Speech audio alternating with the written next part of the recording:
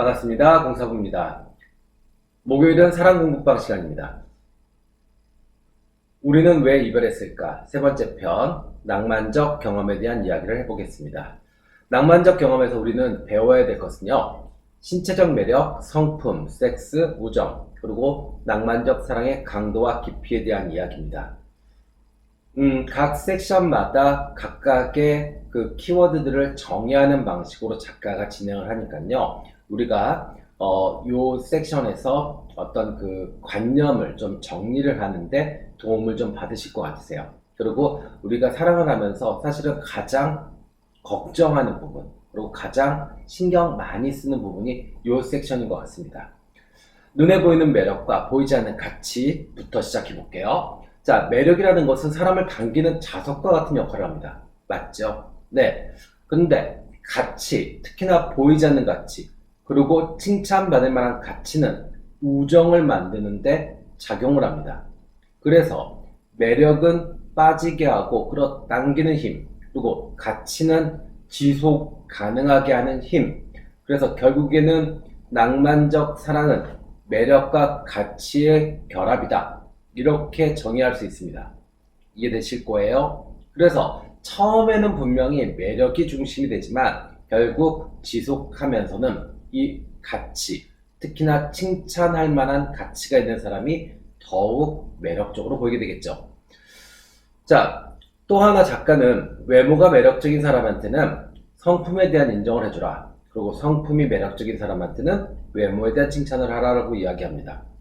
네, 이것은 자신이 갖지 못한 거에 대한 칭찬해 줌으로써 어떤 호감을 더 얻을 수 있는 그런 대화 기법이 될 수 있겠죠. 그리고 또 우리가 관심 깊게 알아야 될 것은 매력 후광 효과와 성격 후광 효과입니다. 매력 후광 효과는 주로 여성들이 많이 해당되는데 아름다운 사람이 좋은 성품을 가질 것이라고 간주하는 것이다 라고 할 수 있습니다. 즉 아름다운 외모는 분명히 긍정적 시선, 그래서 그만큼 더 성격적으로도 아름다울 수 있겠다라고 추측하게 만드는 거죠. 여성들이 많이 해당이 됩니다. 자, 그럼 반대로 남성들은요, 성격 후광 효과가 있습니다. 칭찬받을 만한 가치가 그 사람을 매력적으로 보이게 하는 거죠. 그러니까 남자는 결국에 성취해낸 것이 그 사람을 매력적으로 보이게 하는 겁니다. 대표적으로 방탄소년단의 방시혁 대표가 그렇죠. 네, 방탄소년단. 그러면 방시혁 씨의 외모나 이런 것 이상으로 어떤 이 후광 효과가 생기죠. 아, 저 사람 뭔가 있을 것 같아. 뭐 이렇게요. 이해되셨죠? 자, 그 다음에는 섹시함과 아름다움에 대해서 정의를 좀 해보자고요. 아름다움은 시각을 즐겁게 해주는 겁니다. 대표적으로 길에서 본 미인. 그러면 어떻게 해요? 남자들 이렇게 와 이러잖아요. 그죠? 그거는 그 대상에 대한 평가입니다. 근데 반대로 섹시함은요, 여러 감각을 이용합니다. 그리고 판타지가 부여되고요, 나와의 관계성이 의미가 됩니다. 네, 그러니까 무엇인가 이렇게 또 다른 판타지와 내가 무엇인가를 할 수 있는 상상력, 내지는 행동을 할 수 있게 하는 그 힘이 섹시함이라는 거죠. 그렇다면 아름다움은 보편성과 넓은 가치를 상징하고 섹시함은 개인과 문화의 차이를 상징한다고 보시면 되겠죠. 그리고 아름다움은 차가움, 거리감, 보수적 그런 상징이라면 섹시함은 뜨거움, 친밀함, 몰입을 상징하죠. 이렇게 이해하시면 아마 이해가 될 거고요. 예를 들자면은 아름다움 하면 오드리 헵번, 그리고 섹시함 하면 마릴린 먼로. 그러면 어느 쪽이 더 판타지를 부여할 수 있는지가 느껴지실 겁니다. 네, 자 됐죠? 자, 그 다음 섹션으로 가볼게요. 섹스와 우정입니다. 우정은 감정보다는 관계 중심이 되죠. 그래서 상호 협력하고 친밀하고 활동을 공유함으로써 시간에 의해서 발전하는 겁니다. 우정이라는 건 그렇죠. 그런데 이 섹스, 성욕은 단기 감정에 충실한 겁니다. 그래서 매력과 가치보다는 신체가 더욱 강조될 수밖에 없는 거죠. 맞죠? 자, 그래서 낭만적 사랑과 성욕이 긴밀하게 관련이 되면 그 어떤 성적 행위는 낭만적 행동이 되지만 그와 반대로 낭만적 사랑과 성욕이 결합되지 않았을 때는 그냥 쾌락이나 도구로서밖에 존재할 수 없다. 이렇게 이야기합니다. 그래서 이것에 대한 이론적 이야기는 감각적 욕구의 일반 본성이라는 이야기를 합니다. 감각적 욕구의 일반 본성이 무엇이냐? 자, 예를 들자면 우리가 갈증이 심해요. 그래서 물을 마시고 싶습니다. 그럴 때 컵은 꼭 유리컵이어야 된다. 꼭 노란 컵이어야 된다. 라는 것은 의미가 없습니다. 종이컵도 상관이 없고 플라스틱 컵도 상관이 없습니다. 컵만 있으면 됩니다. 그럼 컵을 먹고 나면 어떻게 되죠? 그 컵은 의미가 없어지죠. 맞죠? 예. 그래서 이 욕망은 과거의 일이 됩니다. 아, 목 마른 거 해결했어. 끝. 이렇게 됩니다. 그래서 사랑이 없는 이 성욕 그리고 사랑이 없는 섹스는 결국에는 이런 식으로밖에 갈 수 없다는 거죠. 그리고 또 하나 작가가 이야기하는 모닝 애프터 효과가 있습니다. 모닝 애프터 효과는 지난 밤의 일을 아침에 와서 후회하는 겁니다. 우리가 과음했을 때 그러죠. 어제 너무 많이 먹었어. 뭐 이렇게 하잖아요. 예, 이게 대표적으로 모닝 애프터 효과입니다. 네. 그리고 재밌게도 작가는 상대의 성적 배타성을 요구할 수 있는 그런 권리 내지는 의무는 감정적 친밀함에서 나온다라고 이야기합니다. 감정적 친밀함을 통해서 성행위가 따라오고 깊은 사랑이 성행위를 포함할 때 결국 섹스가 사랑과 결합이 되고 행복감과 충만함을 느끼게 된다. 그렇기 때문에 감정적 친밀함이 있을 때는 상대에게 성적 배타성을 요구할 수 있다라고 이야기합니다. 네, 만약에 감정적 친밀함이 없는 성적 관계에서는 상대에게 성적 배타성을 요구할 수 없겠죠. 그렇죠? 네. 사랑과 섹스의 관련성은 분명히 중요한 이슈입니다. 그래서 분명히 결혼의 만족도, 성적 만족도, 성관계의 빈도수에 영향을 미칩니다.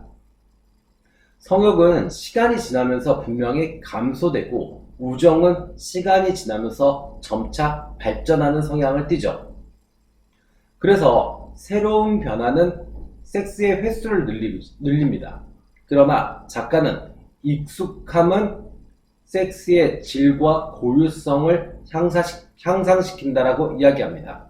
그래서 예를 드는 것이 오랜 오케스트라의 합주를 예를 듭니다. 매일 똑같은 멤버들이 매일 똑같은 곡을 연주해요. 그러면서 어떤 음악의 질이 높아지고 그리고 그들만의 어떤 고유성이 높아지는 그런 게 가능하다라는 거죠. 그래서 두 사람, 남녀의 섹스, 사랑도 이렇게 가능할 수 있다. 이렇게 이야기합니다. 이해되시죠? 자, 그 다음엔요, 사랑의 강도와 깊이에 대한 이야기도 합니다. 자, 깊이 있는 활동이 무조건 즐거운 것은 아니다라고 얘기하면서 반고흐의 예를 듭니다. 반고흐는 너무 깊이 있는 활동을 했어요. 그죠? 그래서 그 깊이 있는 활동이 극심한 고통을 유발했고 그 극심한 고통을 극복하면서 결국에는 유의미한 만족을 만들어냈으나 이것은 옳은 것만은 아니다 라고 작가는 이야기합니다.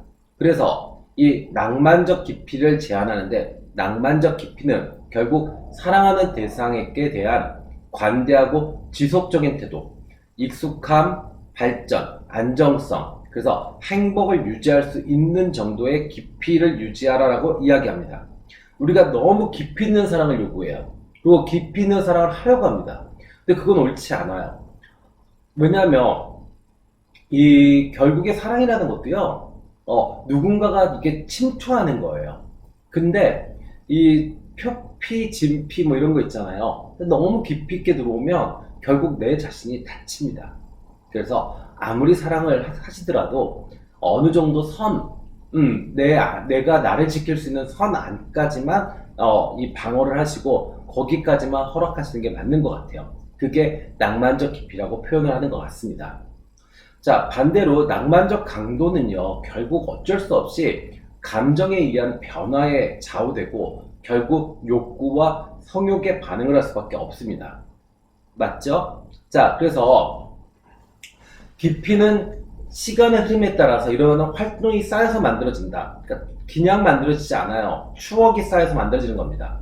여기에는 감각적 경험과 상호작용, 함께 보내는 시간, 함께 활동하는 것들, 이런 것들이 포함되고 우정과 성욕도 함께 포함됩니다.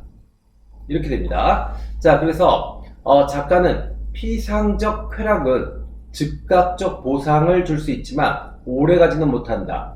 그리고 복잡한 문제를 해결할 수 있는 능력은 없다라고 이야기합니다.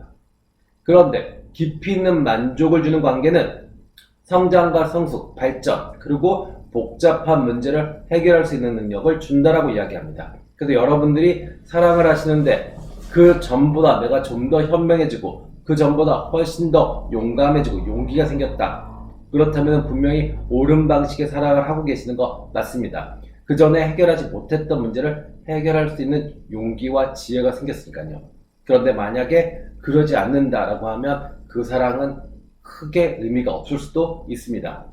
자, 작가는 또 성욕의 발전에 대해서도 이야기합니다. 초기에는 분명히 성욕이 절대적 영향력을 미칩니다.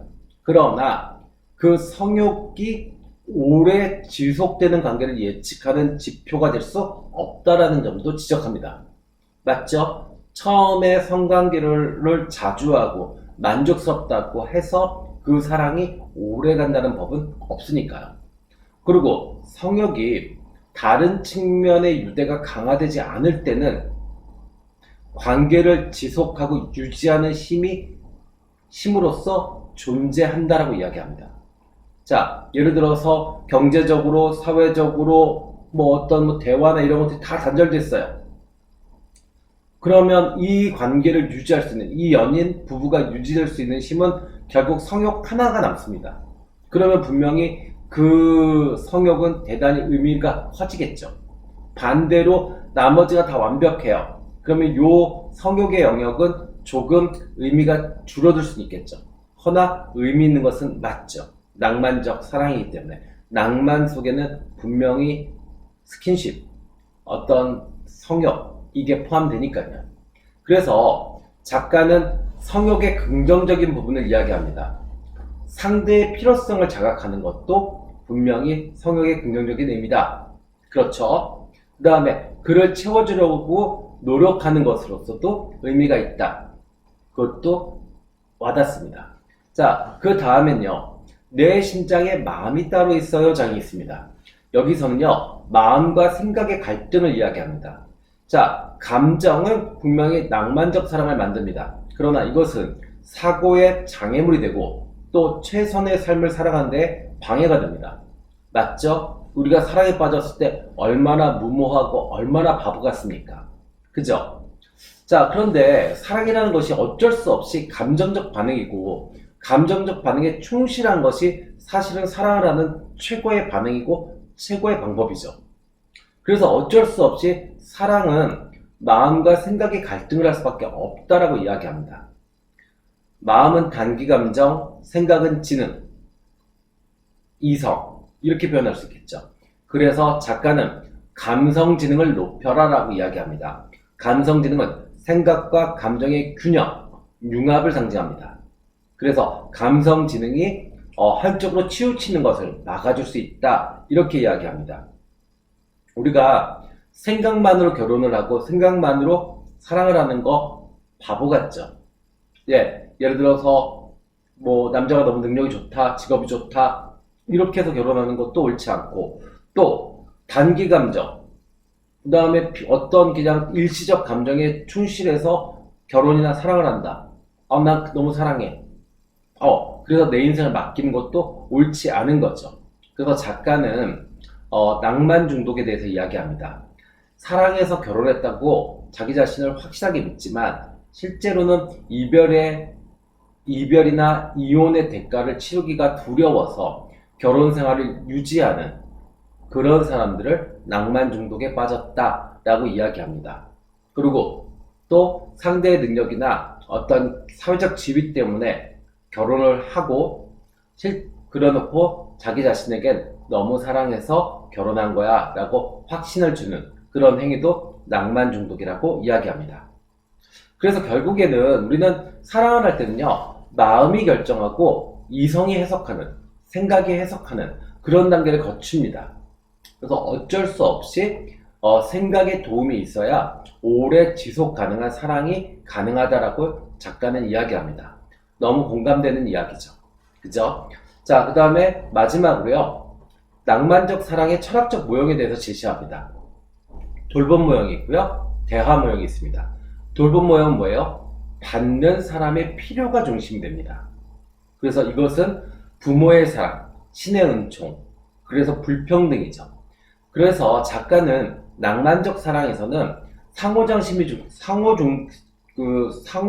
중심이 되고 또 호혜성이 없어야 하기 때문에 이 돌봄 모형은 오래 지속 가능한 낭만적 사랑을 설명하기는 좀 어렵다. 그러면 오래 지속 가능한 낭만적 사랑은 결국 대화 모형이 가능하다. 대화 모형은 두 사람이 공유하는 관계고 그 공유하는 감정과 함께하는 활동을 통해서 종교나 신념이 공유가 되고 두 사람의 관계의 질이 높아지게 되는, 그렇게 되는 것이 결국에 낭만적 사랑을 하게 되는 동력이 된다. 이렇게 이야기합니다.